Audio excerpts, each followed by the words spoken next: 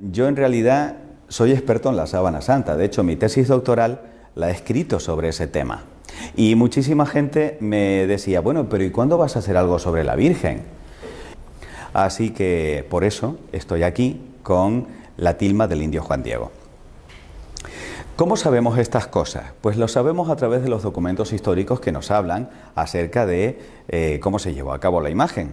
Hay un documento muy interesante, es un relato corto que se lo debemos a este señor que estamos viendo aquí venerando la imagen, el padre Juan González.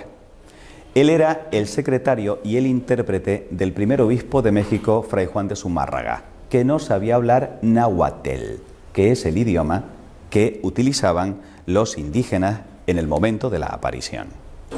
Sin embargo, hay un texto muchísimo más importante que además se ha convertido en uno de los elementos clave de la literatura mexicana, el Nicán Mopohuá. Ese texto se lo debemos a Antonio Valeriano, que era un indígena increíblemente culto. No solamente sabía hablar perfectamente castellano, sino que también hablaba latín, se convirtió en gobernador durante muchísimo tiempo y hay documentos que hablan de la valía que tenía este hombre. Él además escuchó en muchas ocasiones de boca del propio Juan Diego el relato, Juan Diego el Vidente, que os voy a contar a continuación. Y concluyó la redacción del Nicán Mopohuá en el año 1548, que fue el momento en el cual fallecieron Fray Juan de Zumárraga y el indio Juan Diego, el vidente, de esta aparición. De hecho, quiero que os fijéis que en la parte superior de la primera página de este texto dice justamente esas dos palabras, Nicán Mopohuá, que en náhuatl significa aquí te cuento o aquí se cuenta. ¿Y qué es lo que se cuenta? Bueno, pues para poder contaros la historia de la aparición de la Virgen de Guadalupe nos vamos a ir de Barcelona a México y vamos a trasladarnos también en el tiempo, al 9 de diciembre del año 1531. Lógicamente, México como tal no existía. México es un estado moderno. En aquel momento se llamaba Tenochtitlán. Y resulta que el gran protagonista de esta historia es Cuauhtlatohuac. ¿Cómo se llama? Vale, otra vez, Cuauhtlatohuac. Precioso nombre. Ya saben que si quieren bautizar a un niño le ponen Cuauhtlatohuac. Tlato para los amigos. Pues bien, Cuauhtlatohuac quiere decir el que habla como águila. Era un indígena mexica, o sea, mesoamericano, que había nacido en el año 1474. Se había convertido y había sido bautizado con el nombre de Juan Diego. Juan Diego tenía 57 años en el momento de la aparición. Esto es un dato muy significativo porque a medida en que vaya avanzando la conferencia vamos a ir comprendiendo cómo es la mentalidad y sobre todo la cosmogonía y la religión de los aztecas, porque si no, no se va a entender qué mensaje trajo la Virgen a través de esta aparición. Por lo tanto, quedémonos con esto. Cuauhtlatohuac es el que habla como águila, ya veremos qué significado tiene eso para el indígena, y que tuvo la aparición cuando ya era un anciano, con 57 años. En aquel momento era ya bastante viejito. ¿Y qué es lo que nos cuenta el Nicán Mopohuá? Pues que el indio Juan Diego iba desde su lugar de residencia hasta Tlatelolco, que era donde se encontraban los misioneros para poder recibir la instrucción religiosa, en la mañana del 9 de diciembre de 1531.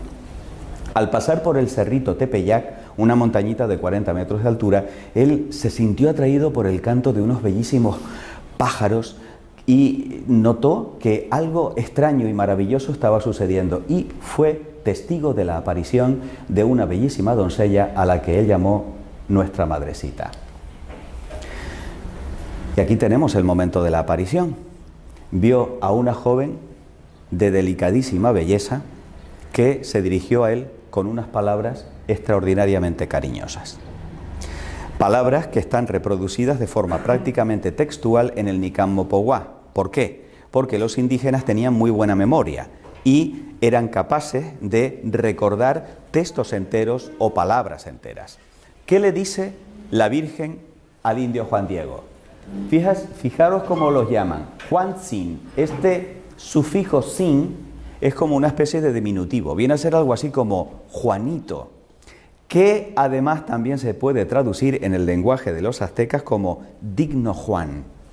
Estamos hablando de un hombre muy pobre, y que alguien se dirigiese a él de esa manera cariñosa y tratándolo con esa dignidad, ya impactó su corazón. Le dice: ¿a dónde vas, hijo mío? Ten por cierto, el más pequeño de mis hijos, que yo soy la perfectísima siempre Virgen Santa María. No le dice el nombre Guadalupe, le dice esto: la perfecta siempre Virgen Santa María. Y ahora quedaros con cómo identifica a su hijo, porque este dato nos va a servir para más tarde. Madre del verdaderísimo Dios, por quien se vive, el creador de las personas, el dueño del cielo y de la tierra. Ya sabéis que siempre en las apariciones la Virgen se aparece para algo, y esta no es una excepción. También hay un mensaje y hay una petición, y le dice: mucho deseo que aquí me levanten mi casita sagrada, en donde lo mostraré. ¿Lo mostraré a quién? A ese, al verdaderísimo Dios del que ella es madre. Lo daré a las gentes con todo mi amor personal, en mi mirada compasiva, en mi auxilio, en mi salvación. Porque yo en verdad soy vuestra madre compasiva, tuya y de todos los hombres que en esta tierra estáis. Porque allí escucharé su llanto, su tristeza, para remediar y para curar todas sus diferentes penas, sus miserias y dolores. Anda al palacio del obispo y le dirás cómo yo te envío, y ten por seguro que te lo pagaré. El indio Juan Diego se expresa en el Nican Mopogua de una forma verdaderamente encantadora. Yo os invito a que cuando no tengáis nada mejor que hacer, entréis en internet y descarguéis el Nican Mopogua, es fácilmente descargable en PDF, y leáis las palabras textuales con las que se dirige el indio Juan Diego a la Virgen, porque la trata, en eso es muy canario, de mi niña. Mi niña, ¿qué quieres, mi niña? ¿En qué puedo servirte, niña mía? Y a partir de ese momento él se refiere a la Virgen como mi niña del cielo. Es bellísima la historia. Bueno, por supuesto, Fray Juan de Zumárraga, el obispo, no lo cree. De tal manera que era un franciscano que prácticamente acababa de llegar a México. Era un hombre bondadoso y era también muy culto, pero se tenía que valer de el padre Juan González para poder hacer la traducción al náhuatl, ya que él todavía no hablaba esa lengua. Pues bien, sucede que el hecho de que llegara un indígena recién convertido diciendo que se le había aparecido la Virgen y que encima estaba pidiendo que se le construyera un templo en el llano, pues aquello estaba totalmente fuera de lugar para este hombre, y le dice: vale, Juan Diego, vente mañana que ya esto lo veremos en otro momento. Juan Diego, obediente, se va del palacio del obispo y vuelve otra vez al Tepeyac, en donde por segunda vez se encuentra con la niña celestial y le dice: ay, mi niña, manda a alguien más culto que yo no sé nada, yo soy un ignorante, yo soy un hombre de la tierra. A lo cual la Virgen le responde: escucha al más pequeño de mis hijos, ten por cierto que no son escasos mis servidores, mis mensajeros, pero es muy necesario que tú personalmente vayas, y mucho te ruego, hijo mío el menor, y con rigor te mando, que otra vez vayas mañana a ver al obispo, y de mi parte hazle saber mi voluntad. El indio Juan Diego se despide de ella y por supuesto queda que en efecto va a volver al día siguiente para poder insistir en el mensaje que tiene para Fray Juan de Zumárraga. En esa segunda entrevista con el obispo tampoco le cree, y entonces Fray Juan de Zumárraga, ya, como decimos en Tenerife, un poco mosqueado, le dice: bueno, dile a tu niña que te dé una señal para que así yo pueda creerla. Juan Diego no ve nada raro en esa petición, todo lo contrario, se pone muy contento porque dice: ay, qué bien, porque seguramente mi niña me va a dar la señal que me está pidiendo el obispo. Sin embargo, Fray Juan de Zumárraga ordena a dos sirvientes que sigan a Juan Diego, a ver qué hace, a dónde va, y si de verdad es cierta la historia. Juan Diego era un hombre que se conocía perfectamente a aquellos andurriales, y aunque él no sabemos si sabía que le estaban siguiendo, iba de una forma muy rápida y a pesar de ser un viejito, cogió camino y como que despistó a los sirvientes. Los sirvientes se cogieron un rebote y se lo tomaron muy mal.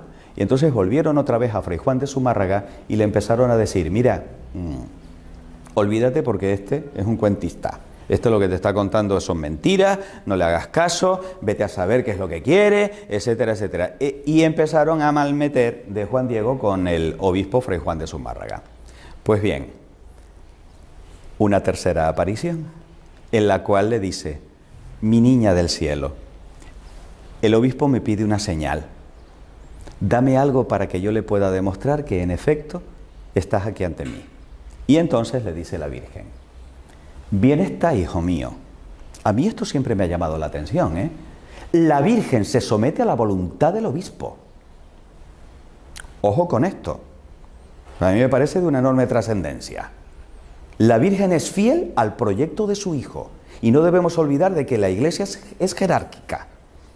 Y por tanto, si ella se somete a lo que es el mandato del obispo, ¿por qué no lo vamos también a hacer nosotros? Aunque el obispo no nos caiga bien o no comprendamos aquellas cosas que nos está pidiendo en un determinado momento. Pues dice, volverás aquí mañana para que le lleves al obispo la señal que te ha pedido. Con esto te creerá, y acerca de esto ya no dudará, ni de ti sospechará. Y sábete, hijo mío, que yo te pagaré tu cuidado y el trabajo y cansancio que por mí has emprendido. Palabras llenas de dulzura que llevan al éxtasis al indio Juan Diego. Sin embargo, ya sabéis que cuando el Señor nos manda una misión, el diablo siempre se pone a alborotar, lo cual es una gran señal, porque quiere decir que las cosas están conforme al Evangelio y que eso que el Señor nos ha mandado le va a hacer daño. ¿Y de qué manera intenta desbaratar los planes de la Virgen? Veréis, Juan Diego vivía con Juan Bernardino, que era incluso más viejito que él, era su tío. Le había recogido en su casa y Juan Diego cuidaba de él. Ellos se dedicaban al pastoreo, a la recolección, eran agricultores. Le tenía un gran cariño, en realidad lo trataba como si fuera como un padre. Pues bien, en la mañana del 12 de diciembre, el pobre Juan Bernardino se levanta muy malito, pero tan malito que le dice, hijo mío, yo creo que de hoy no paso y no me gustaría morir sin estar confesado. Anda, hijo, ve a buscar un cura. Él también estaba bautizado, ¿eh? Y era un hombre enormemente creyente. Entonces el pobre Juan Diego se encuentra con una dicotomía, una decisión que tomar. ¿Voy a donde está la niña del cielo o voy a cumplir con esta última voluntad de mi pobre tío antes de que se muera? ¿Sabéis lo que decide? Coger por otro camino. Dice, bueno, voy a conseguir al cura y luego ya vendré, que seguramente la niña me esperará. Sorpresa. La Virgen se hace la encontradiza y se le aparece en medio del camino y le dice, pero ¿a dónde vas, Juanito? ¿A dónde vas por aquí? Respuesta de Juan Diego, le dice, ¿cómo amaneciste hoy, niña mía? Porque se vio sorprendido por la Virgen y entonces por donde no estaba previsto que se fuera. Y le dice, ¿cómo tienes hoy tu cuerpecito? ¿Te duele algo? ¿Puedo hacer algo por ti? Es encantador el diálogo entre Juan Diego y la Virgen, ¿no? Y entonces le cuenta lo que sucede. Mi tío está muy enfermo, está a punto de morir. Deja que vaya a tu casita sagrada del Tlatelolco para que traiga a uno de tus sacerdotes, confiese a mi tío, pueda morir en paz y luego haré lo que tú me pidas. ¿Qué creéis que le responde la Virgen? Escucha, ponlo en tu corazón, hijo mío. Bellísimas palabras que nos recuerdan el Evangelio de San Lucas, que en varias ocasiones nos dice, la Virgen conservó esto y meditó esto en su corazón. Pues ella le dice lo mismo a Juan Diego. Que no es nada lo que te espantó, lo que te afligió, que no se perturbe tu rostro ni tu corazón. No temas esta enfermedad, ni ninguna otra cosa punzante, aflictiva. ¿No estoy aquí yo, que soy tu madre? ¿No estás bajo mi sombra y mi resguardo? ¿No soy la fuente de tu alegría? No estás en el hueco de mi manto, en el cruce de mis brazos. Son bellísimas las palabras. ¿Tienes necesidad de alguna otra cosa? Que ninguna cosa te aflija, te perturbe, que no te apriete con pena la enfermedad de tu tío, porque de ella no morirá por ahora. Ten por cierto que ya está bueno. Imagínense la alegría de Juan Diego, saber que ya no tenía que ir a Tlatelolco ni que preocuparse por su Juan Bernardino, porque estaba seguro de que la Virgen iba a curarle. Y entonces la Virgen, no contenta con eso, le dice: anda, sube a lo alto del cerro en el que nos encontramos y tráeme de allí las flores que encuentres. Maravilla. Cuando Juan Diego sube a lo alto del Tepeyac, se encuentra con que de manera milagrosa la Virgen ha hecho florecer en pleno invierno mexicano rosas de Castilla. Flores completamente desconocidas en aquel lugar. ¿Y qué es lo que hace? Lleno de alegría, porque dice: bueno, con esto me creerá el obispo. Las recoge en el ayate o tilma, que es como una especie de ponchito que llevaba por encima. Las recoge, coge todas las que puede. Además, está embriagado con el olor y se da cuenta de que las flores desprenden una iridiscencia totalmente antinatural, pero que le llena de alegría y de gozo solamente viendo aquello. Y entonces se las lleva a la Virgen. ¿Sabes lo que hace la Virgen? Con todo su amor las toca y las coloca ella misma con sus manos y las acomoda dentro del ayate del indio Juan Diego. Y le dice: mi hijo menor, estas diversas flores son la prueba, la señal que llevarás al obispo. De mi parte le dirás que ve en ellas mi deseo y que por ello realice mi querer, mi voluntad. Y tú que eres mi mensajero, en ti absolutamente se deposita mi confianza. Y mucho te mando con rigor que nada más a solas, en la presencia del obispo, extiendas tu ayate y le enseñes lo que llevas. Y le contarás todo puntualmente. Le dirás que te mandé que subieras a la cumbre del cerrito a cortar flores, y cada cosa que viste y admiraste, para que puedas convencer al gobernante sacerdote, palabras textuales, para que luego ponga lo que está de su parte para que se levante mi templo que te he pedido. El indio Juan Diego sale corriendo. Le faltan tiempo para llegar al palacio del obispo. ¿Y qué es lo que se encuentra? Se encuentra con los sirvientes que le maltratan y que tratan de robarle el contenido que él llevaba atesorado en su corazón. Yo estoy seguro de que él hubiera dado la vida para evitar que alguien le hubiera quitado aquello, porque el mandato de la niña era que se lo tenía que mostrar al obispo. Por fin, después de mucho suplicar, llega un momento en el que él se sienta en la puerta y dice: no me moveré de aquí hasta que no vea al obispo. Le dejan pasar. Ellos también intuyen que hay algo especial en esa carga que trae Juan Diego. ¿Y qué es lo que sucede? Pues que el obispo le dice: bueno, si has traído esa señal de tu niña del cielo, muéstramela. El indio Juan Diego, siguiendo el mandato de la Virgen, le cuenta todo y en ese momento deja caer las rosas a los pies del obispo.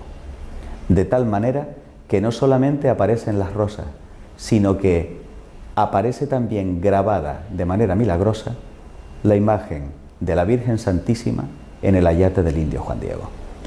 Por supuesto, al obispo Fray Juan de Zumárraga no le queda la más absoluta duda de que, en efecto, el relato del indio es auténtico y se convierte en el primero de los que veneran la imagen de la Virgen de Guadalupe en su oratorio privado. Era imposible, cuando se hizo pública aquella noticia, acoger a tanta gente que iba a llegar hasta allí. Y ese es el motivo por el cual en una procesión fue trasladada a la iglesia, para que de esa manera todo el mundo pudiese también venerar la imagen de la Virgen. Estamos en la mañana del 12 de diciembre de 1531. Lo que acabamos de ver, por supuesto, es una recreación con unos actores, pero este es un cuadro que representa a Fray Juan de Zumárraga en el momento en el cual se aparece la Virgen de Guadalupe. Quiero que os quedéis, por favor, con esta cara de Fray Juan de Zumárraga, porque, repito, es otro dato que también nos va a servir más tarde cuando os muestre una cosa a medida en que os vaya explicando todo lo que se sabe sobre la tilma del indio Juan Diego, porque lo maravilloso es que la tilma la tenemos en la actualidad y se ha estudiado científicamente. Y por eso estoy yo aquí, para contaros las maravillas que hay con respecto a esta reliquia maravillosa. Simultáneamente, la Virgen Santísima se aparece a Juan Bernardino y efectivamente le cura de su enfermedad y le revela su nombre. Pero atención, porque aquí entramos en una parte muy importante de la conferencia, que es saber cuál es el verdadero nombre que revela la Virgen Santísima a Juan Bernardino. Para poder comprender esto es imprescindible que por un momento yo abra un paréntesis en la conferencia y os cuente algo sobre la mitología de los aztecas.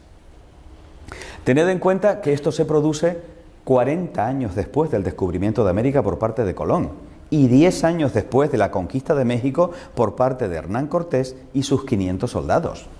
O sea, prácticamente Europa acaba de descubrir a esta civilización. Era una gente, pues como cualquier otro pueblo.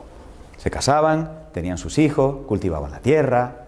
Es importante que veáis en esta imagen la manera en la cual las mujeres casadas, desde el momento en el que ya contraían matrimonio, se colocaban el cabello.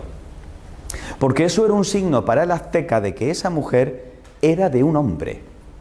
Al igual que nosotros hoy llevamos el anillo de casado o de casada, que es un signo de que efectivamente ha habido una consagración matrimonial, pues esa es la manera, el signo que tenían las aztecas de diferenciarse de las que estaban solteras todavía. Es decir, cuando un hombre veía a una mujer desconocida en la calle, si llevaba el cabello recogido así, ya sabía que era una mujer casada, no hacía falta que le dijera nada más.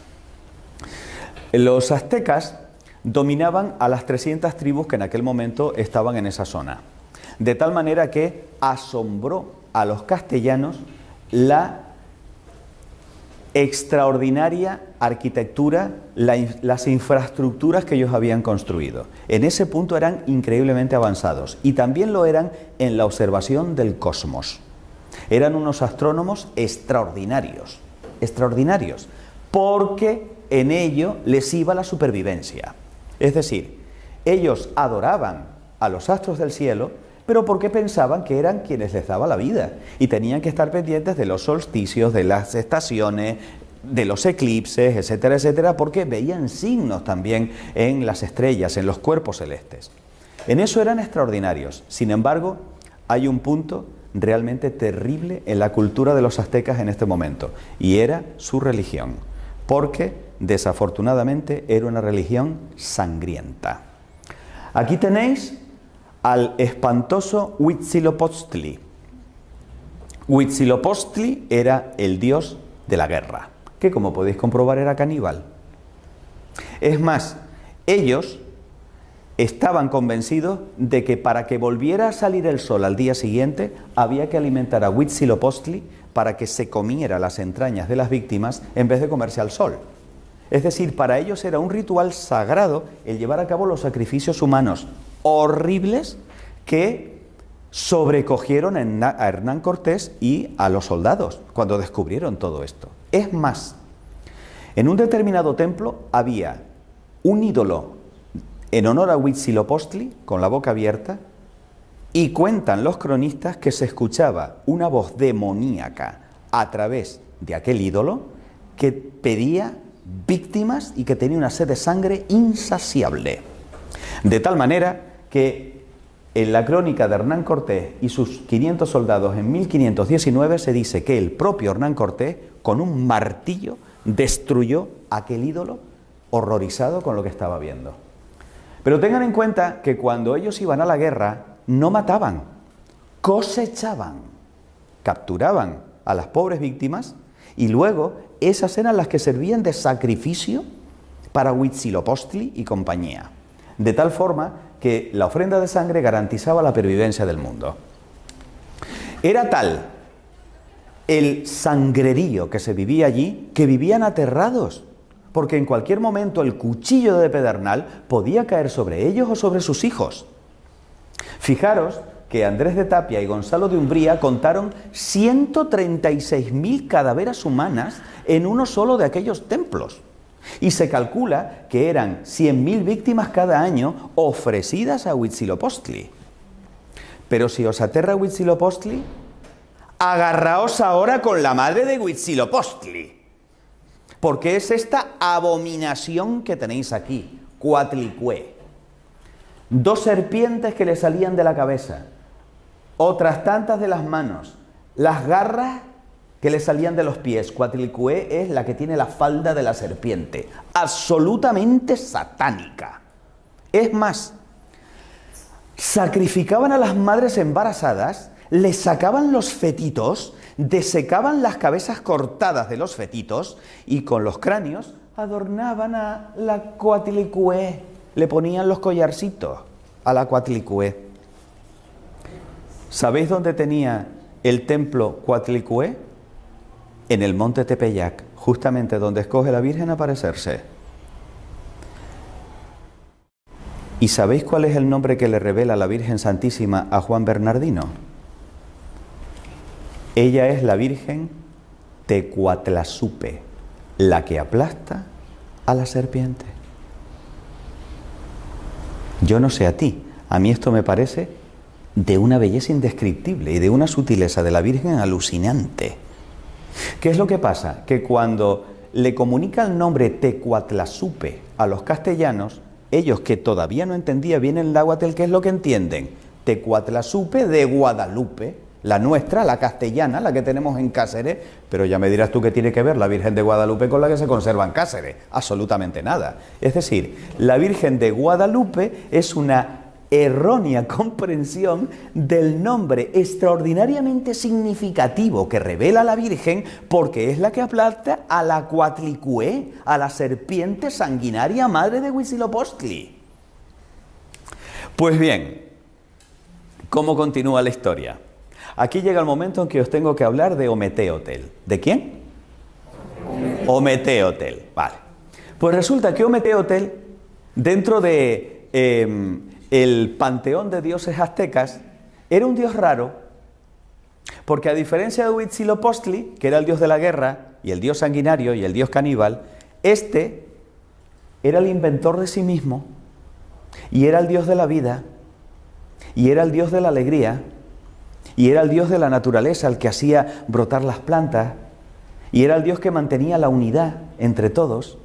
Era un dios extraño, y además era un dios que no tenía forma antropomórfica, sino que se representaba con esta especie de espiral, y en medio había una flor llamada Nahuioyin, que a partir de ese momento comienza a ser el símbolo de ese dios de la vida y de ese dios universal y cósmico que mantiene a todos unidos. Ometeotl. ¿Sabéis cómo conocían a Ometeotl? A ver si os suena algo. El creador de las personas, el dueño del cielo y de la tierra, el verdaderísimo Dios por quien se vive. ¡Ay, qué casualidad! Resulta que la Virgen se identifica a sí misma como la madre de este.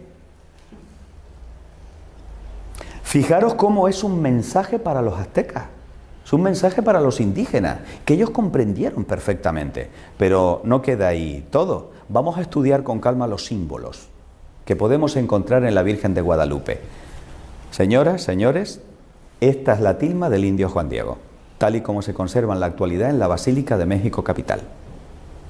Como pueden comprobar, es de una indescriptible belleza. Estamos hablando de un trocito de la tilma, porque en realidad eran 3 trozos y solamente la imagen ocupa 2. Esto que tenemos aquí es la costura que va pasando de un lado a otro. Además, hay una cosa que siempre me encanta, porque no podemos olvidar que la Virgen Santísima es una señora. Es decir, si no hubiese inclinado la cabeza, la costura le hubiera pasado por la cara. Y eso a una señora como que no. Es decir, está estratégicamente colocada para que la costura de la tilma no solamente no dañe la imagen, sino que es que encima, como veremos más tarde, las propias imperfecciones de la tilma añaden gracia y volumen a los rasgos de la Virgen, de tal manera que un error de los hilos, un nudo, forma el labio inferior y le da el volumen que tiene el labio inferior. Es alucinante. ¿Qué es lo que encontramos en la tilma del indio Juan Diego? Bien, la tilma nos muestra una imagen de la Virgen que mide 1,43. O sea, no llega al 1,5 metros. Pero tiene proporción áurea. No sé si habéis oído de esto. Los artistas, los pintores, los escultores están buscando la perfección de la belleza. Y resulta que han descubierto que hay como una proporción en todo lo que nos resulta bello a los seres humanos, que es justamente esa, la proporción áurea, perseguida ya desde el tiempo de los griegos en todas sus esculturas y pinturas. Pues muy bien, esta tiene esa proporción y ha sido estudiada desde ese punto de vista. Pero no solo eso, es que se ve en el revés de la tela. Eso quiere decir que de alguna manera los pigmentos están impregnando y atravesando la tela entera. Pero cuidado, porque el lienzo, es decir, la tilma, no estaba preparada. No tenía ningún tipo de apresto, ni ningún material, ninguna textura para poder evitar que esas imperfecciones dañaran lo que se iba a reflejar allí. A ningún pintor se le hubiera ocurrido trabajar con un trozo de tela que no estuviera previamente preparado. Pero es que además esto no es pintura, porque no hay huella de pincel. Es como si de alguna manera la imagen estuviera fotocopiada, serigrafiada encima de la tela, lo cual no tiene explicación, porque esto no se puede hacer por mano humana, porque si no, no tendría estas características. Y aquí se parece un poco la imagen de la Virgen de Guadalupe con lo que nos encontramos en la Sábana Santa. Son imágenes imposibles, imágenes que no se pueden reproducir con la tecnología contemporánea, pero son imágenes que requieren una explicación por parte de la ciencia, porque están ahí. No se pueden negar, no es una entelequia filosófica, es algo que se puede palpar, medir y pesar y llevar a un laboratorio. Los hilos resaltan los detalles y en realidad estamos hablando de un pictograma. Los aztecas no escribían con letras, sino que utilizaban imágenes, algo así como los egipcios y los jeroglíficos, pictogramas, es decir, dibujos que representan cosas. Vamos a ver qué es lo que representa detalladamente la imagen de la Virgen de Guadalupe. Por lo pronto, lleva el pelo suelto. ¿Qué quiere decir eso? No está casada, es virgen. Esta muchacha es virgen. Indiscutiblemente, cuando el indígena ve el pelo, dice, esta no está casada. No solo eso, sino que además lleva un broche de jade con la cruz dibujada. Daros cuenta de que el jade era una piedra semipreciosa que ellos pulían para hacer los espejos y la consideraban divina. ¿Por qué? Porque les mostraba la imagen, a ellos mismos, su imagen, la veían reflejada en el jade. Es más, al ver que el jade que lleva el broche tiene el mismo signo que ellos veían en los estandartes de los conquistadores y en las velas de los conquistadores, dicen, uy, cuidado, porque esta es de la misma religión de estos que vienen del otro lado del mar, a los cuales también nosotros consideramos dioses. Porque sabéis el tema de Hernán Cortés, ¿no? Ellos pensaban que eran dioses también, porque no los habían visto nunca con casco y con barba, que era justamente como representaban algunos de sus dioses. Por lo tanto, no tuvieron duda de que aquellos eran superpoderosos. Cuidado con esto, porque a veces se interpreta mal. A nosotros, occidentales, el ver a alguien así nos da la idea de estar rezando. No. Para un azteca, el colocar la mano así significa, te traigo un regalo, tengo un obsequio para ti. Este es el signo de regalo para los aztecas. Con lo cual, ellos comprenden, esta nos trae un regalo. Vamos a ver qué regalo nos trae. El ceñidor, indiscutiblemente, significa que esta muchacha, que es virgen, está embarazada. Y ya les va sonando eso que le contaban los misioneros, de que la madre de Jesús, a pesar de ser virgen, tuvo a Jesús. Se cuentan 46 estrellas en todo su manto. Esto es tan impresionante que merecerá la última parte de la conferencia. Dentro de un rato os hablaré de las estrellas. Pero tened en cuenta que, además, los rayos del sol salen detrás. Lo que quiere decir que si esta se tapa con las estrellas, tapa el sol y está encima de la luna, esta es infinitamente más poderosa que nuestros dioses, porque nuestros dioses están a su servicio. El cosmos entero le sirven a ella de lugar en donde colocarse, de manto y de embellecedor con los rayos del sol. aquí aparece, y aquí, hasta 7 veces, la flor Nahuioyin, que era la flor con la que representar a Ometeotl. Por lo tanto, si en la túnica aparece representada la flor Nahuioyin, quiere decir que el regalo que nos trae esta es a Ometeotl. Indiscutible. Daros cuenta de que todos estos detalles se le escapaban a los castellanos, pero ellos, con un solo vistazo, captaban perfectamente el mensaje que traía la Virgen. No solo eso, daros cuenta de que ella tiene la rodillita levantada y ese es el motivo por el cual se ve la zapatilla. Pero el que tenga la rodilla levantada, ¿qué quiere decir? Pues que está danzando. ¿Cómo adoran los indígenas? Bailando. ¿Y esta qué está haciendo? Está danzando. Que solamente bailaban ni siquiera en la fiesta, sino en el momento de la adoración. Por lo tanto, esta está adorando al Ometeotl que nos trae de regalo. Es decir, el Ometeotl es más poderoso que ella, porque ella lo está adorando. El color de la túnica es un color verde azulado, pero curiosamente era el color de la capa de Moctezuma, el emperador. Por lo tanto, el emperador era el único que tenía la autorización, la autoridad para poder vestir ese color. Era el color de los emperadores. Por lo tanto, si ésta se viste de ese color es porque es una emperatriz. No solo eso, sino que además nos encontramos con que está sobre la luna, como ya os he dicho. ¿Sabéis lo que significa México? El ombligo de la luna. Por lo tanto, ella viene a posarse sobre nuestra tierra. Ella viene también a bendecir el ombligo de la luna, México.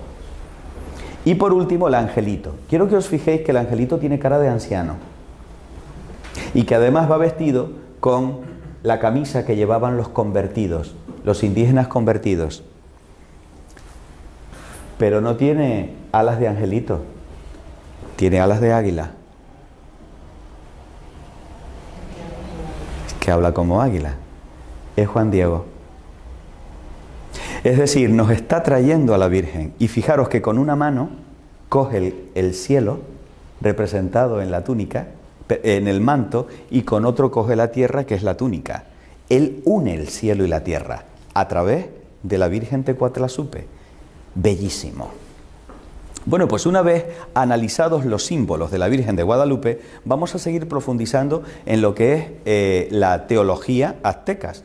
Tened en cuenta que para ellos había dos elementos absolutamente clave, que era el templo y las flores. ¿Por qué el templo? El templo tenía forma de montaña, pero esto es una constante en prácticamente todas las culturas. Las pirámides también tienen forma de montaña. ¿Por qué? Leed la Biblia. Incluso Jesús, todos los hombres de la Biblia suben y bajan de las montañas. Las montañas es el lugar privilegiado de encuentro con Dios. Claro, evidentemente, aquí vemos que es una montaña ensangrentada. Pero, ¿qué sienten ellos cuando descubren que los conquistadores ocupan sus templos?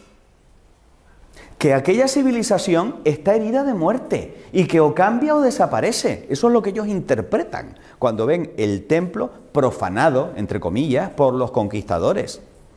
Si no hay templo, no hay civilización, no hay cultura para ellos. Y con el tema de la flor sucede lo siguiente. La flor se representa con el corazón. Y nosotros utilizamos las flores pues como un gesto de cariño o como un adorno. Para ellos es muchísimo más, porque la flor es el símbolo de la verdad. De tal manera que cuando yo envío un mensaje a otro con una flor, quiere decir, ponle el cuño que esto es verdad. Si yo le voy a declarar la guerra a otra tribu, yo le mando flores, no os lo perdáis. O sea, es decir, mira, te voy a hacer la guerra, pero que no estoy bromeando, que te estoy mandando flores, que es verdad.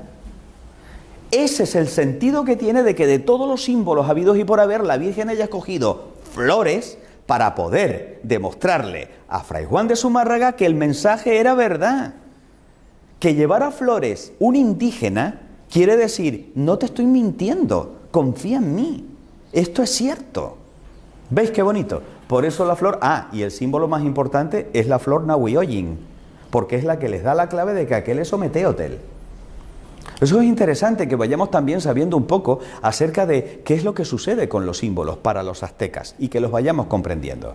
Aquí empiezan las cosas raras y maravillosas de la tilma. Si yo cojo la imagen de la Virgen de Guadalupe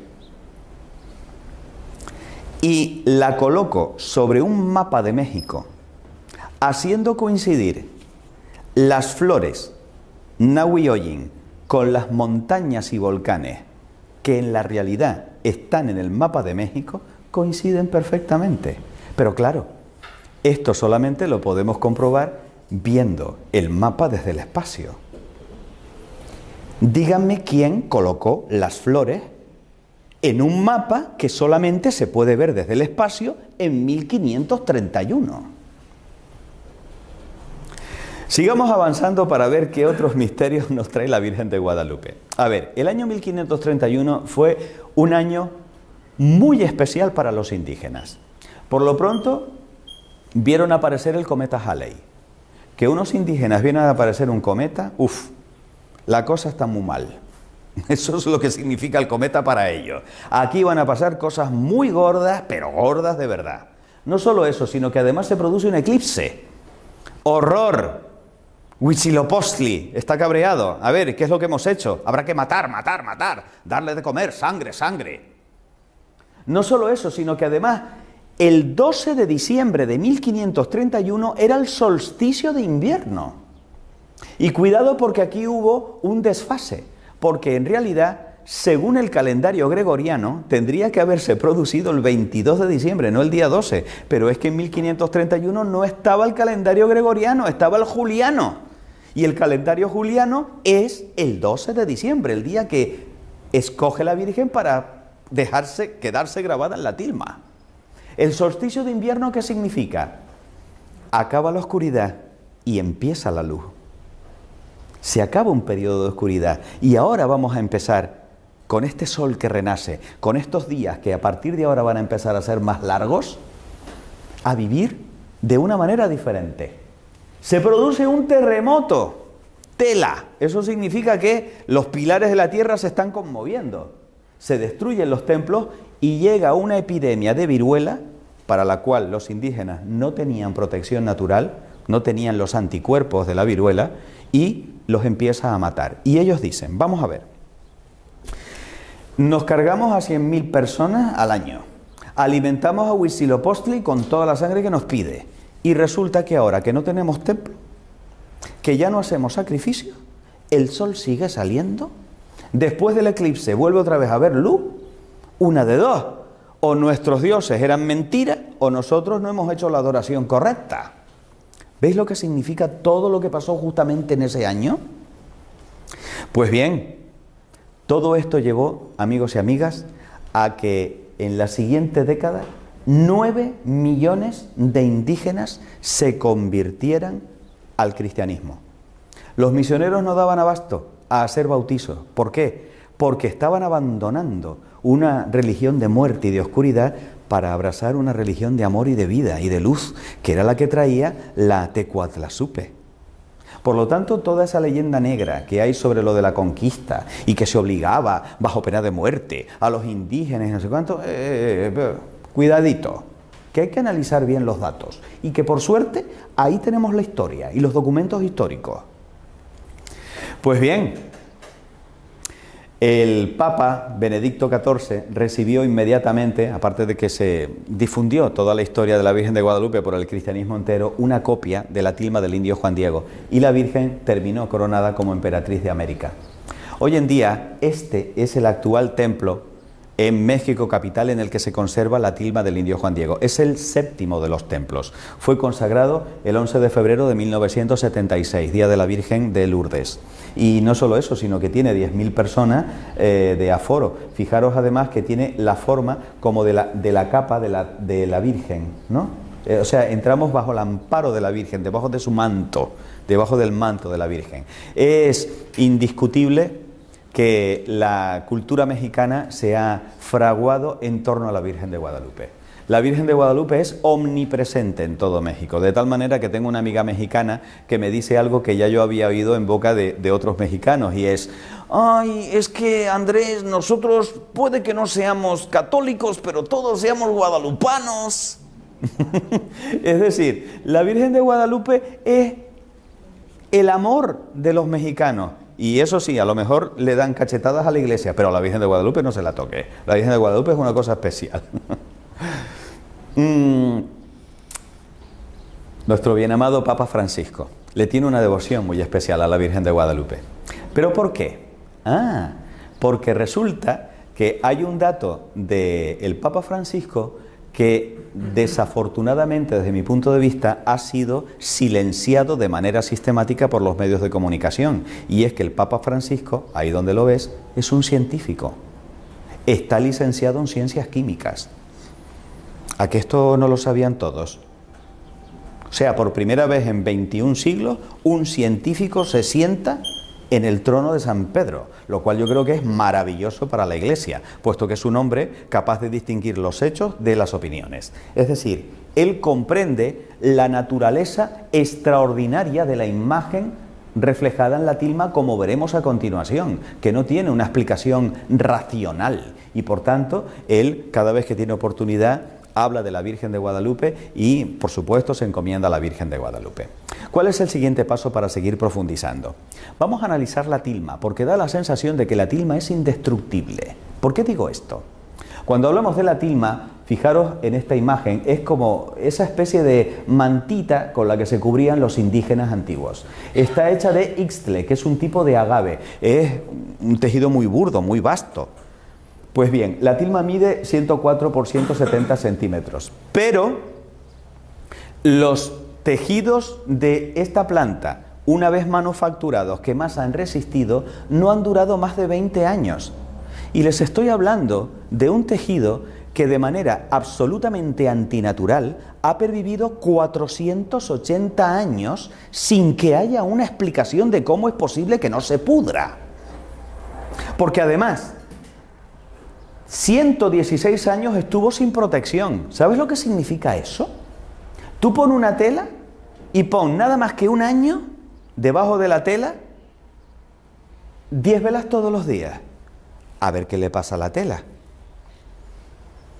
Imagínate 116 años de velas, de rosarios pasados, de pañuelos, de medallas, de que si a alguno le dolía el cuello, se rozaba también con la tilma para que se le quitara, porque era la medicina, era el gran remedio para todo. 116 años, maravilla, repele el polvo, repele a los insectos, no hay ni un solo huevo de mosca, no hay la más mínima suciedad en la tilma. ¿Cómo es esto posible? No tiene explicación. Ya de por sí llama la atención, pero por si eso fuera poco, date cuenta de que el Tepeyac se encuentra junto al lago Texcoco, que es un lago con una salinidad tan potente que en 80 años termina deshaciendo el hierro. ¿Cómo es posible que no le haya afectado a la tilma? ¿Y qué pasa si a la tilma le echamos un bote de ácido? Pero es que eso sucedió en el año 1795, dejaron caer encima, quiero pensar que de manera accidental, y ahí tenemos el documento del accidente que lo confirma, un bote de ácido nítrico. Esta es la mancha. Hubiera sido suficiente como para destrozar todo el lienzo. Si alguna vez tienes un botito de ácido nítrico, no metas el dedo, por si acaso. ¿Y qué es lo que pasa con la mancha del ácido nítrico? Que a medida que va pasando el tiempo se va desapareciendo la mancha, no el tejido. ¿Cómo es esto posible? Por si eso fuera poco, el 14 de noviembre de 1991, este mequetrefe, Luciano Pérez Carpio, subió devoto con un ramito a depositarla bajo los pies de la imagen de la Virgen de Guadalupe, con un potente explosivo de dinamita que estalló, que reventó los cristales de toda la basílica, y que no solo eso, sino que hizo añicos los cristales de las casas de alrededor. Fijaros cómo quedó el Cristo de bronce que estaba también en el altar. Suficiente para destruir con creces la tilma. y no sufrió ni un solo rasguño, ni la tilma ni el cristal, que no era antibalas. Lo de los cristales antibalas es reciente. Por cierto, voy a hacer un paréntesis. Yo solamente odio a un enemigo que crea que es real. ¿O no? Bien. Tanto odio en contra de la Virgen de Guadalupe, ¿por qué? Interesante reflexionar esto, ¿no? O sea, se arriesga a que lo pillen, a que lo masacren, a que lo metan en la cárcel, yo qué sé, con tal de poner un explosivo a los pies de una imagen en la que supuestamente no cree. Bueno, vamos a seguir profundizando. Esta es la tilma tal y como se encuentra en la actualidad, en el interior de la basílica. Como veis, es un lugar muy bonito para visitar. Pero vamos ahora a empezar a profundizar en la imagen, porque como te dije hace un ratito, se trata de una imagen que es imposible. Por lo pronto, le sacaron unas hebritas de color, con color, y se la mandaron a un químico para que las analizara. Pero no cualquier químico. No, vamos a buscar al mejor. A un premio Nobel de Química. No nos conformamos con menos. El doctor Richard Kuhn, premio Nobel en 1938. Deducción del premio Nobel de Química. Los pigmentos de la imagen no son ni de origen animal, ni de origen vegetal, ni de origen mineral, ni de origen sintético. O sea, no se conocen pigmentos como estos en la naturaleza de este planeta. Y confiesa el premio Nobel de Química: no soy capaz de determinar de dónde proceden los pigmentos. El premio Nobel de Química. Los doctores Philip Callahan, biofísico de la Universidad de Kansas, y Jody Smith, catedrático de Filosofía de la Ciencia de la Universidad de Miami, sometieron a la imagen a luz ultravioleta y a imagen infrarroja, y descubrieron que la imagen ha sido retocada. A ver, una cosa es añadir y otra es resaltar repintando. Lo que ha sucedido ha sido lo último. Se han resaltado cosas de la imagen repintando encima. ¿Y eso cómo lo podemos comprobar, aparte de lo que han hecho estos señores con la luz infrarroja y ultravioleta? Pues comparando la imagen actual con imágenes más antiguas. Por ejemplo, esta tomada por Manuel Ramos en 1923. Comparen. Allí parece mucho mayor. Observen la dulzura y la belleza de la cara original. Le han colocado un colorete. Le han hecho una rinoplastia, porque le han hecho la nariz más chiquita. Le han puesto papada, porque la papada, aunque os parezca mentira, es un signo de belleza para los indígenas. ¿Qué le vas a hacer? No tienen por qué copiar nuestro canon de belleza. Pero es que, por suerte, no tocaron los ojos. ¿Por qué digo esto? Porque es aquí donde empieza la parte interesante. Bien, aquí tenéis lo que os contaba. Si ampliamos los labios, ved qué bonitos. Esto es un nudo que le da el resalte a los labios. Está estratégicamente colocada para utilizar los errores de la tela y hacerla más bonita todavía. Bien, ¿y qué nos revelan los ojos de la Virgen de Guadalupe? Aquí, repito, es donde viene lo interesante. Porque resulta que tenemos la opinión, por ejemplo, de un oftalmólogo, el doctor Graue, pero que no es cualquier oftalmólogo, es el rector de la Universidad Autónoma de México, una autoridad en su materia. Y que resulta que analiza los ojos de la Virgen de Guadalupe con un oftalmoscopio moderno y descubre que los ojos de la Virgen de Guadalupe reflejan la luz exactamente igual a como lo haría un ojo humano vivo, lo cual es imposible en una pintura hecha con mano humana. No tiene sentido que esto suceda. Y dice el médico: examiné los ojos con un oftalmoscopio de alta potencia y pude apreciar en ellos profundidad de ojo como al estar viendo una córnea humana viva. Y cuenta la siguiente anécdota, que estaba tan fascinado con lo que estaba viendo, y teniendo en cuenta que la Virgen está mirando un poquito hacia abajo, que sin darse cuenta de que estaba hablando con una imagen que está en un lienzo, le dijo: mire un poquito para arriba. Y luego se quedó diciendo: ¿qué estoy haciendo? No es el único que lo ha examinado. Desde 1950 ha habido una veintena de oftalmólogos que han confirmado sus observaciones. ¿Qué es lo que sucede en los ojos de la Virgen de Guadalupe? Aquí me he de detener un ratito y voy a emplear la foto de este muchacho. Se le toma la foto, pero es que en el ojo, en los ojos del chico, están reflejadas las personas que él estaba mirando, porque los ojos son como si fueran espejos. Espejos que reflejan la imagen de lo que está viendo. Es más, si yo cojo una de las caras de uno de los amigos del chico retratado, lo puedo ampliar de tal manera que yo puedo identificar que este es Pedro, de todos los que está allí. ¿Me siguen, no? Vale. ¿Qué es lo que se descubre en los ojos de la Virgen? Alfonso Marcué, fotógrafo en 1929, descubre el rostro de un hombre con barba.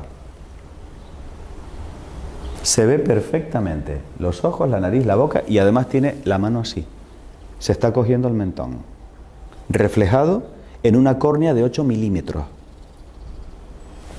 Pero no solo eso. Bueno, aquí tenéis otro fotógrafo más tarde, en 1951, Carlos Salinas, que confirma las observaciones. Aquí lo veis un poquito estilizado por un pintor, para que lo comparéis y os deis cuenta de la semejanza.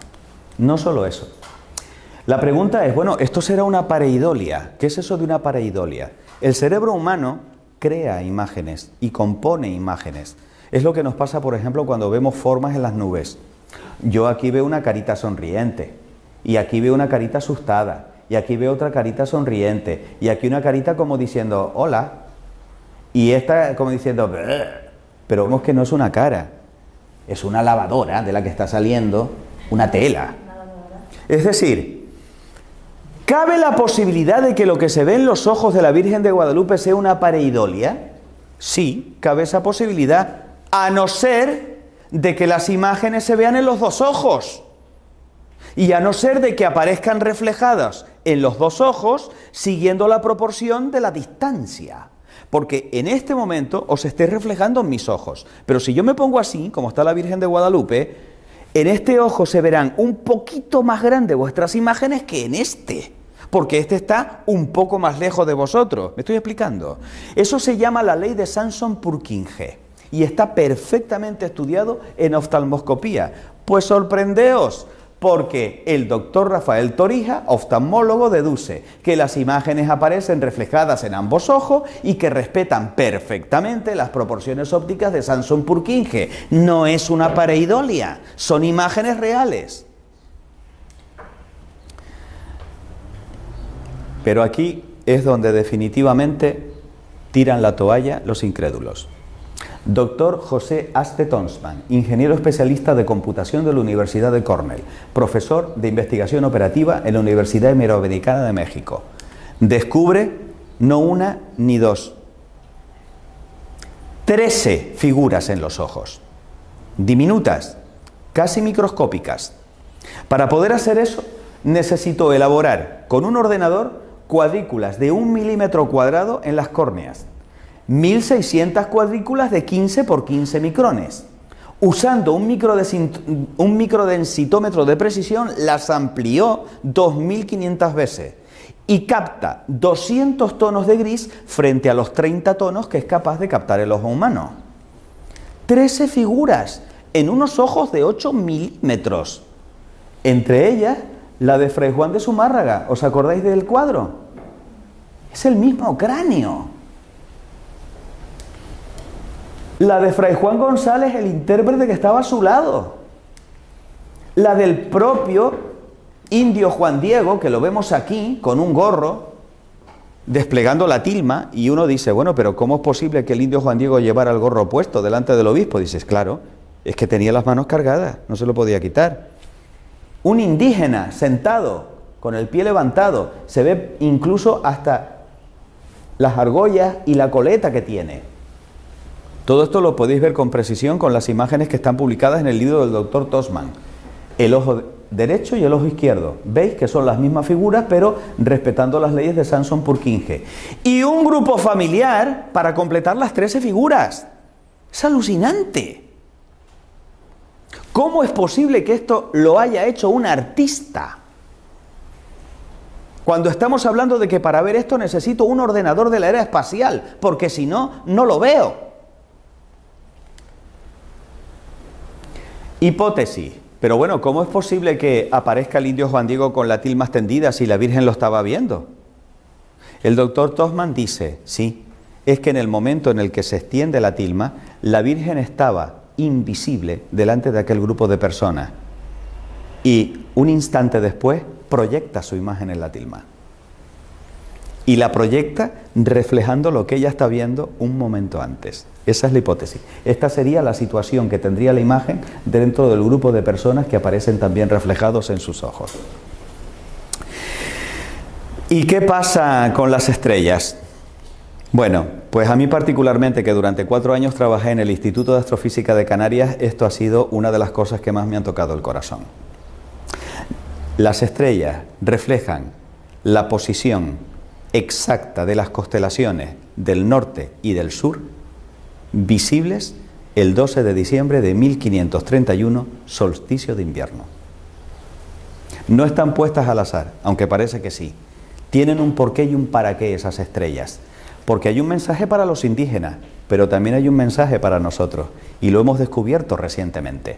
Porque cuando yo hago coincidir las estrellas, no coinciden, a no ser que yo les dé la vuelta.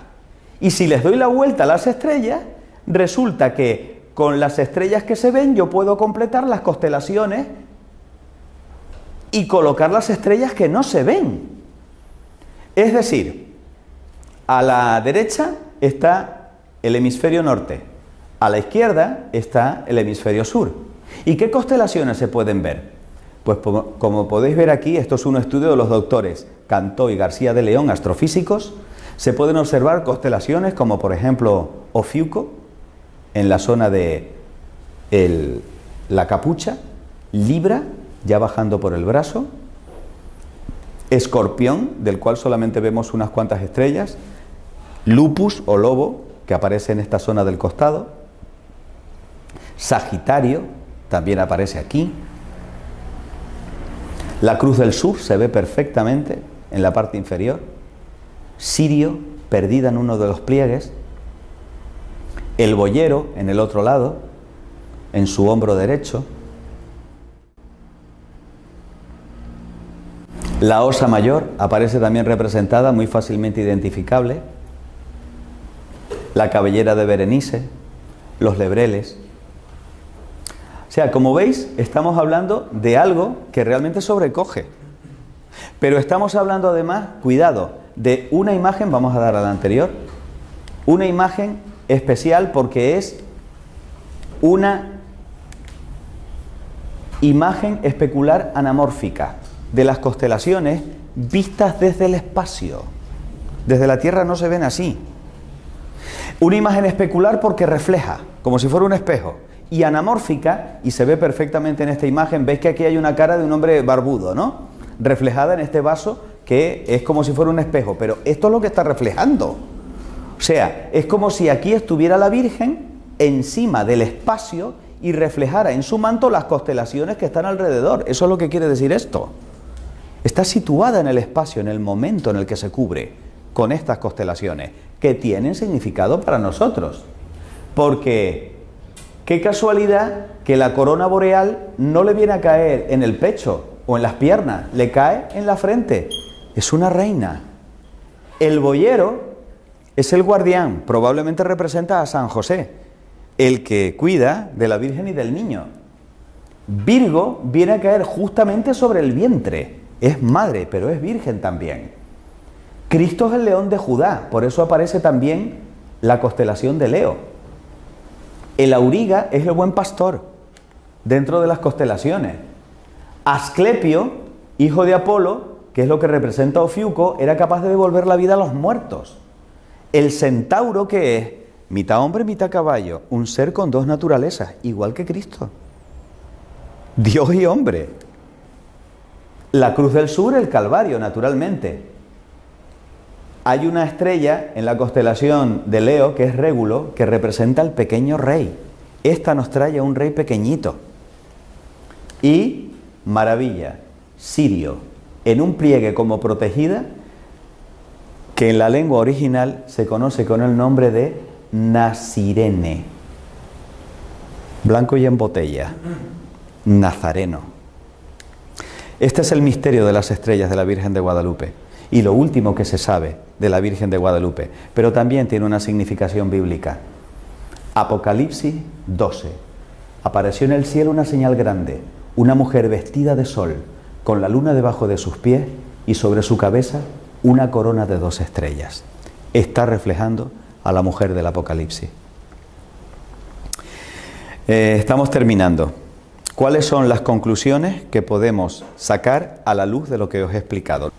Primero, el ayate ha pervivido 480 años. Eso es inexplicable. De la misma forma que también lo es que la imagen no se haya deteriorado en absoluto o que haya resistido al contacto del ácido nítrico en 1795 o que haya permanecido intacto tras la detonación explosiva del año 21. O los símbolos presentes en la tilma y que sean un códice dirigido a los indígenas mesoamericanos del siglo XVI, en lo que San Juan Pablo II llamó una perfecta inculturación. ¿Qué es eso de la inculturación? Es hablar a los pueblos según aquellas cosas que le motivan y que les llaman la atención. Porque evangelizar no es europeizar, es hablar con los signos significativos para las personas que reciben el mensaje. Lo que ha hecho ella, ha hablado con signos propios de aquella cultura. Y vaya si lo comprendieron. También es totalmente inexplicable científicamente que no se conozcan ni los pigmentos ni el procedimiento mediante el cual fue impresionada la imagen a un lienzo en el que no hay pinceladas, o que los ojos respondan a las características de una córnea humana viva. Y por supuesto no hay explicación a que existan 13 figuras humanas en los reflejos de las córneas solo visibles con tecnología contemporánea y que excluye cualquier posibilidad de casualidad o de fraude, o que las estrellas del manto muestren con precisión matemática las constelaciones visibles el 12 de diciembre de 1531. Estas son las conclusiones a las que me lleva la ciencia. La Virgen es auxilio de los cristianos. La invocamos así en uno de los bellísimos piropos que le lanzamos con las letanías lauretanas. Cuando se trasladó la imagen desde el oratorio de Fray Juan de Zumárraga en una procesión el 26 de diciembre de 1531, los indios, como ya sabes, iban danzando y desafortunadamente uno de ellos se clavó por accidente una flecha en la garganta y murió. Y entonces dijeron, vamos a llevársela a la Tecuatlazupe, que al fin y al cabo es la madre de Ometeotl, el dios de la vida. El indio volvió a la vida. De tal manera que aquí está el cuadro que representa ese momento. Cuando se extendió la noticia, llegaron en masa los indios de todo México para venerar a aquella que le había devuelto la vida a nuestro hermano. Voy a contaros una historia que a mí particularmente me parece muy bella. Ya estamos terminando. El 7 de octubre del año 1571 se llevó a cabo una batalla decisiva para Europa. Los turcos querían invadir Europa, ya habían cogido Chipre, que en aquel momento pertenecía a los reinos de Italia. Y en Lepanto se iba a librar la batalla para evitar que Europa cayera en manos de los musulmanes en aquel momento. Sabiendo eso, se lleva a cabo una Liga Santa, formada por el rey Felipe II, por el Papa y por Venecia, y lanzan la armada, pero la armada era infinitamente inferior que la increíble armada turca, una máquina de guerra perfectamente preparada para destruir al enemigo. ¿Qué es lo que hace el Papa? Manda un mensaje a la cristiandad: rezad el rosario conmigo en el momento de la batalla y pongámoslo todo en manos de la Virgen Santísima. Andrea Doria, el almirante que iba al frente de una de las naves castellanas, de una de las naves de la Liga Santa, colocó en el estandarte la imagen de la Virgen de Guadalupe y de manera totalmente incomprensible empiezan los cristianos a ganar la batalla, a pesar de tener el viento en contra. Tampoco hay una explicación, ni siquiera desde el punto de vista estratégico militar, a que hayamos ganado la batalla de Lepanto frente a los turcos, a no ser que haya habido ayuda del cielo. De tal manera que, para confirmar que efectivamente ahí estaba sucediendo algo más que una batalla militar, el Santo Padre San Pío V tuvo una visión en el Vaticano, a muchos kilómetros de distancia de la batalla, de que se había ganado la guerra de Lepanto. Y así se lo comunicó a los cardenales que estaban en ese momento rezando por él, con él. Y además se conservan las actas de la hora en la que el Papa dijo: tranquilo, hemos ganado la guerra gracias a la Virgen Santísima. Eso de auxilio de los cristianos es una letanía lauretana impuesta por el Papa San Pío V en agradecimiento por haber vencido la batalla de Lepanto. Ya no te olvidarás de eso cada vez que la pronuncias después de rezar el rosario. Bellísimo. La Madonna di Santo Stefano de Abeto se conserva, esta fue la que iba en el buque de Andrea Doria. Se conserva en la actualidad en Génova, pero tenéis una sorpresa aquí en Barcelona. No sé si lo sabéis. Tenemos al Cristo de Lepanto, que también iba en una de las naves. Tenéis la posibilidad de venerarlo en la Catedral de Barcelona. Maravilloso.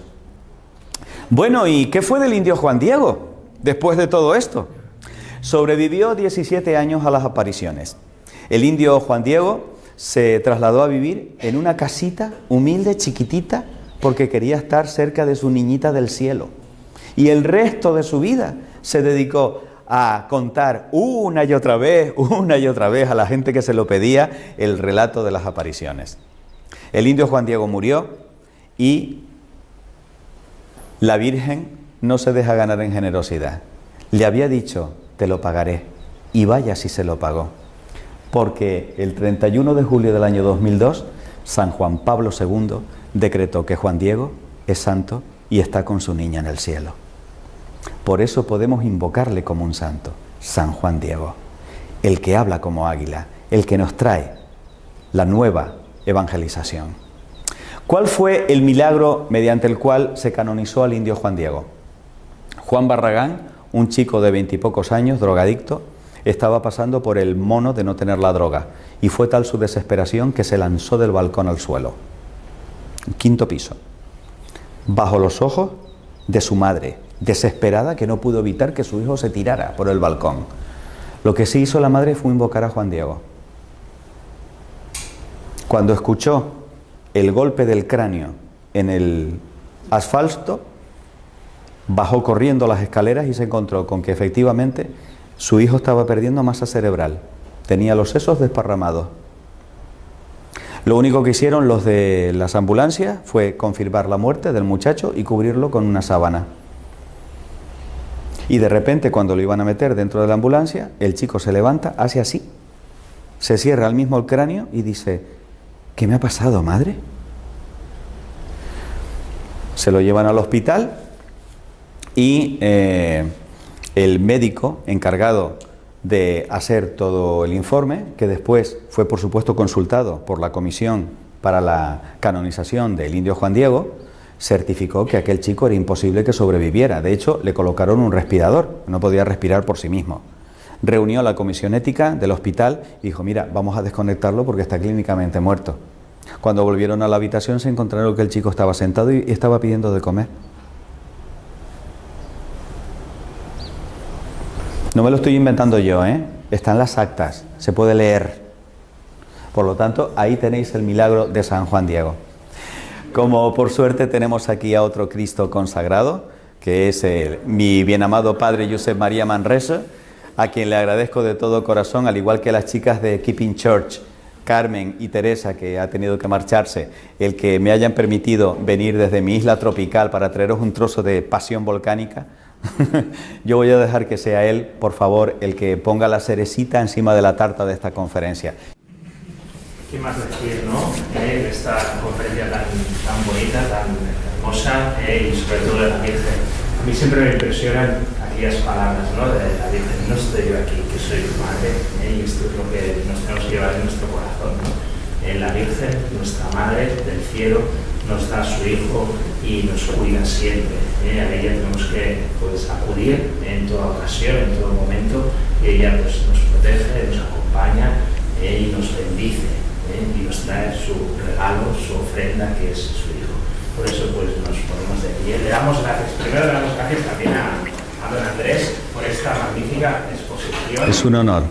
Dios te salve María, llena eres de gracia, el Señor es contigo. Bendita tú eres entre todas las mujeres, y bendito es el fruto de tu vientre, Jesús.